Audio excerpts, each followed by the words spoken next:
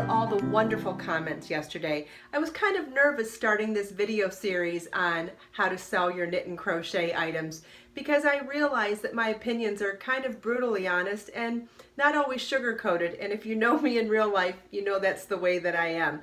I just don't want to give people false expectations. I'd rather tell it to you not sugar-coated, and then you can decide from there what you want to do. So I appreciate the feedback so well. Most of it was really, really positive yesterday. And one of the questions or comments that I got was about selling smaller items, and I wish that I would have thought to mention it in the video, in the respect that absolutely the less labor it takes to make something, the easier it is to be able to sell it at a reasonable profit.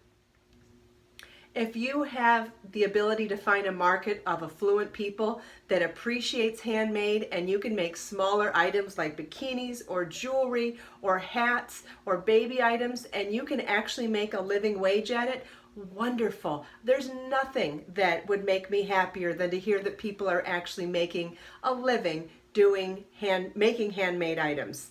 Which brings me to the subject that I wanted to talk about today. And in today's video, I wanted to talk about copyright.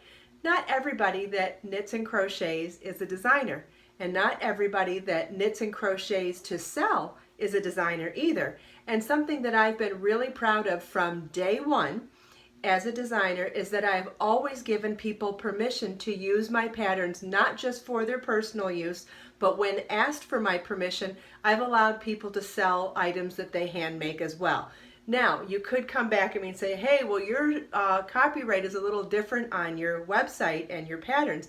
And that's because I have to protect myself from corporations who would want to knock off my designs for ready to wear. Let me give you an example. Let's say XYZ fashion company loves one of my I was going to say Sweet Clara top, but let's even say this shawl that I'm wearing, just for the sake of an example. Like, oh, we think we could sell that.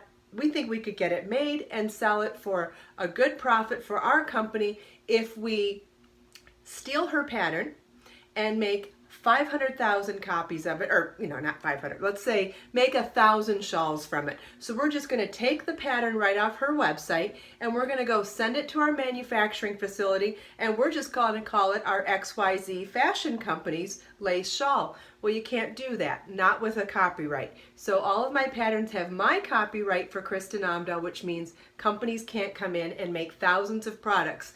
But what I do allow is if an individual who sells on a website or who sells at craft fairs or what have you, if an individual comes to me and asks for my permission to use my patterns to sell, I have always given my permission with the one contingency that you list me as the designer, so that you sell the finished item, but you say, the pattern is from Kristin Omdahl at kristinomdahl.com.